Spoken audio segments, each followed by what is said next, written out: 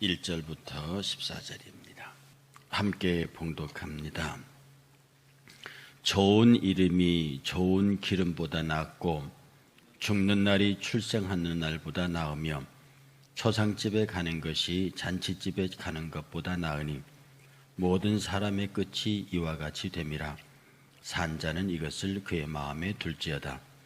슬픔이 웃음보다 나음은 얼굴에 근심하는 것이 마음에 유익하기 때문이니라. 지혜자의 마음은 초상집에 있으되 우매자의 마음은 혼인집에 있느니라.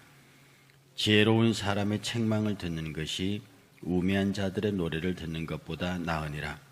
우매한 자들의 웃음소리는 손밑에서 가시나무가 타는 소리 같으니 이것도 헛되니라. 탐욕이 지혜자를 우매하게 하고 뇌물이 사람을 명철을 망하게 하느니라. 일의 끝이 시작보다 낫고 참는 마음이 교만한 마음보다 나으니 급한 마음으로 노를 바라지 말라. 노는 우매한 자의 품에 머무름이니라. 옛날이 오늘보다 나은 것이 어찌미냐 하지 말라. 이렇게 묻는 것은 지혜가 아니니라. 지혜는 유산같이 아름답고 햇빛을 보는 자에게 유익이 되도다. 지혜의 그늘 아래에 있음은 돈의 그늘 아래에 있음과 같으나 지혜에 관한 지식이 더 유익함은 지혜가 그 지혜 있는 자를 살리기 때문이니라. 하나님께서 행하시는 일을 보라. 하나님께서 굽게 하신 것을 누가 능히 하겠느냐. 형통한 날에는 기뻐하고 곤고한 날에는 되돌아보라.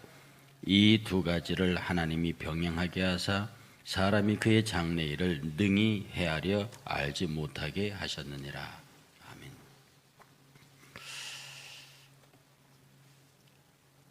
좋은 이름, 좋은 이름이 좋은 기름보다 낫다.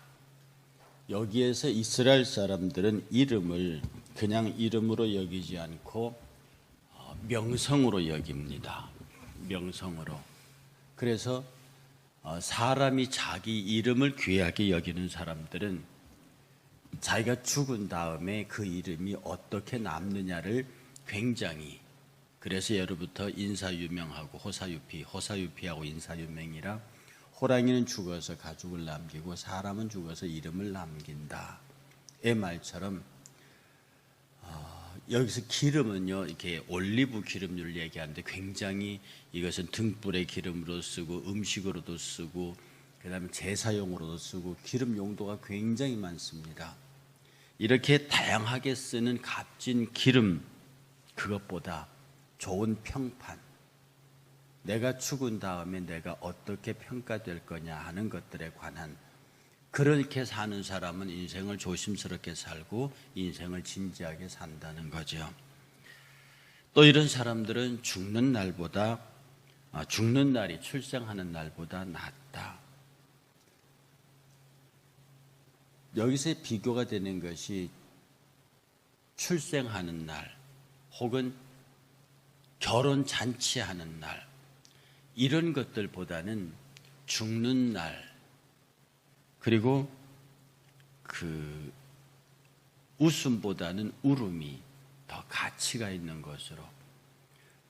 사람이 태어나면 축하하잖아요. 결혼하면 축하하잖아요. 그런데 막 태어난 아이를 보고 너 그 인생 어떻게 살래? 그래서 애들이 장난삼아 부른 노래가 왜 태어났니 왜 태어났니. 그걸 애들이 자기 생일이 되면 친구들끼리 모여서 생일 축하합니다라는 곡에 맞추어서 왜 태어났니 그런 데잖아요.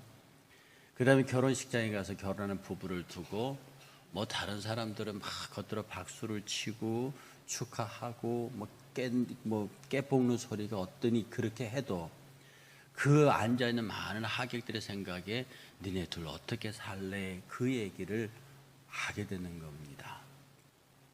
그러나 초상집에 가면요, 그 인생을 다 되돌아봅니다.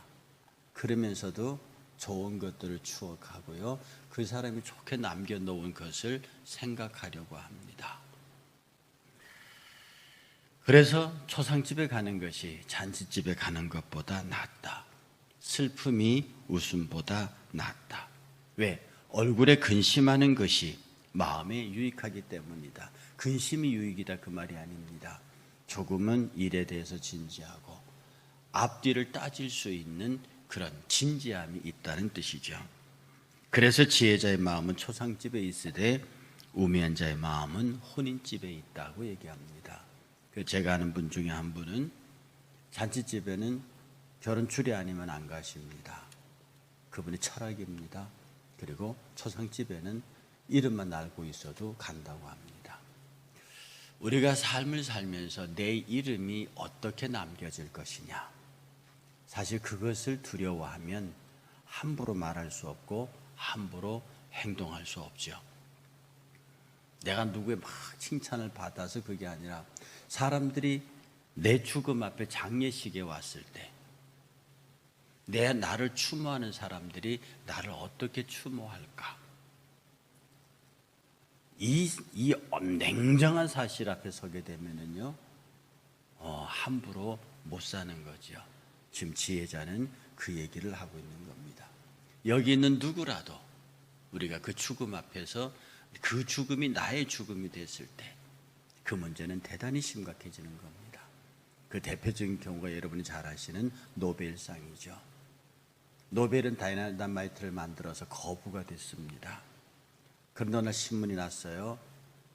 죽음의 사자 노벨이 죽다. 죽지 않았는데 동명이인이 죽은 걸 기자가 잘못 알고 노벨 사망 기사를 낸 거예요. 그 당사자 노벨이 받습니다. 자기를 향해서 말해 죽음의 사자가 죽었대요. 내가 죽고 난 다음에는 세상 사람들이 영원히 나를 다이나마이트라고 하는 폭약을 만든 죽음의 사자로, 나는 이 폭약을 만든 이유가 건설과 인간이 좀 더 유익하기 위해서, 그렇게 하기 위해서 화약을 만들었는데 사람들은 나를 이 전쟁의 무기로 쓰이면서 나를 죽음의 사자라고 부르는구나. 그래서 그의 전 재산을 끌어모아서 그가 세운 것이 바로 노벨상입니다. 우리가 죽은 다음에 내 죽음을 사람들이 어떻게 평가할 거냐? 남녀불문하고 이 문제에 관해서 진지하다고 하면 사람이 인생을 함부로 살거나 또 함부로 말하거나 그러지 못한다는 거예요. 5절은 이렇게 말합니다. 지혜로운 사람의 책망을 듣는 것이 우매한 자의 노랫소리를 듣는 것보다 나으니라. 이 우매한 자의 노랫소리, 우매한 자의 소리는 마치 손밑에서 가시나무 타는 소리. 혹시 여러분 이 소리 들어보셨습니까? 옛날에 시골에서 군불이라는 것 떼죠. 이렇게 방에 주무시기 전에 어른 방에 막 불을 떼주는 겁니다. 이 마른 가시나무 이런 걸 떼면 자자자자자자자자 소리가 납니다. 그 나무를 태어난 소리를 들어본 사람은 이 본문을 금방 이해합니다. 다다다다닥 자자자. 그럼 타면 이 나무가 바짝 마른 가시나무가 타는 소리, 아무런 의미가 없는 거죠. 시끄럽기만 하죠. 그리고 불타버려서 없어집니다. 우매한 자들의 웃음소리. 여기서 우매한 자는 인생이 무엇인가, 인생에 대한 진지한 고민이 없이요, 그냥 먹고 즐기자, 마시자, 놀자, 잔치집, 출생집 이런 것들에 겉으로 보고는 그 사람이 명랑하고 밝게 보이나 우매한 자입니다. 불타는 가시나무 모양을 내는 사람이라는 뜻이죠. 10절에 이렇게 말합니다. 옛날이 오늘보다 나은 것이 어찌미냐 하지 말라. 옛날이 오늘보다 나은 것이 어찌미냐 하지 말라. 이렇게 묻는 것은 지혜가 아니니라.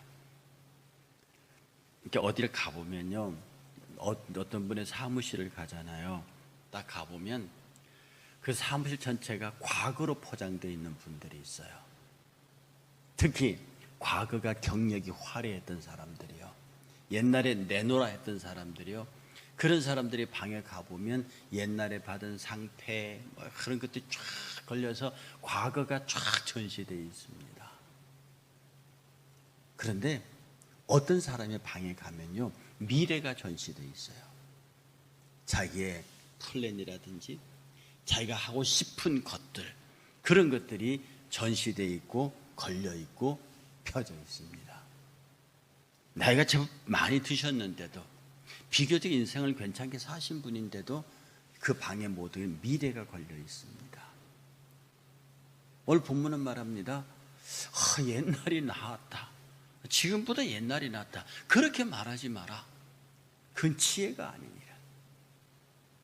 우리 노래도 그죠. 아 옛날이여, 그 노래 있지요.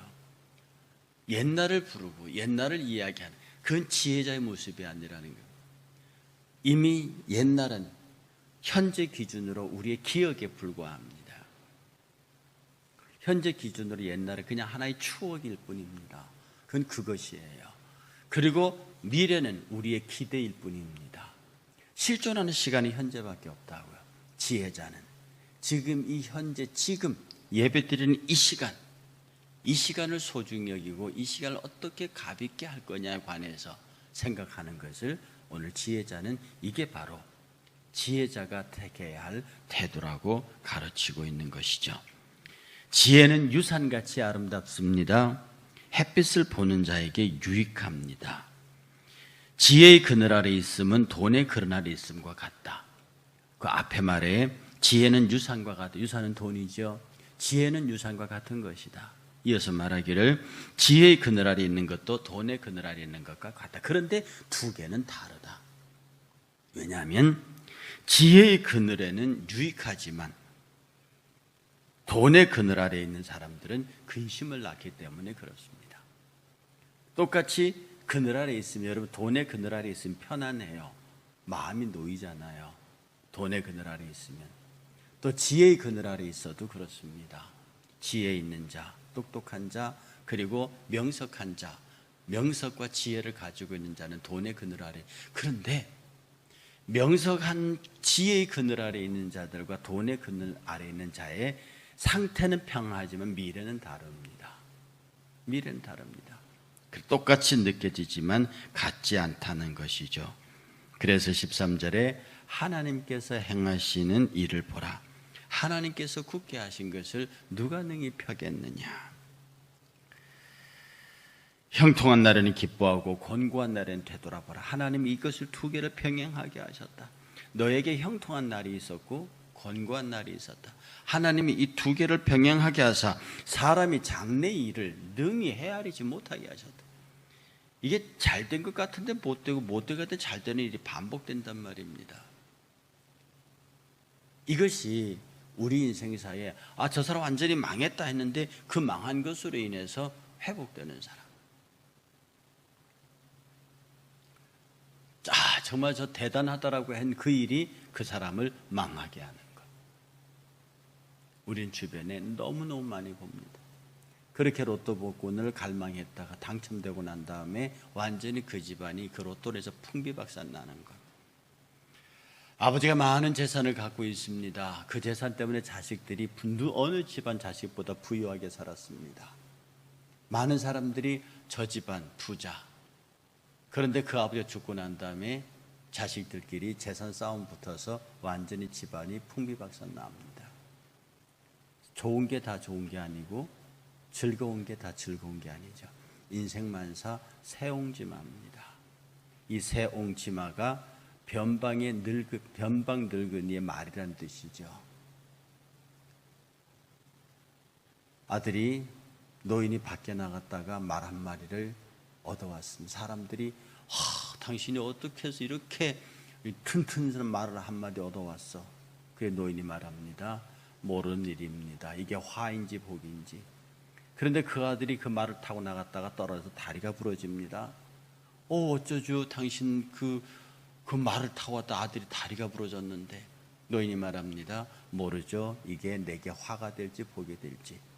전쟁이 났습니다. 아들은 다리 불구기 때문에 전쟁에 나가지 않았습니다. 모든 젊은이가 죽었는데 자기 아들만 살았습니다.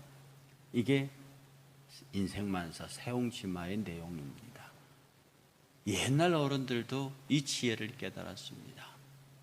오늘 성경 이 지혜에서는 말하기를 하나님이 하신 일을 사람이 어찌하겠느냐.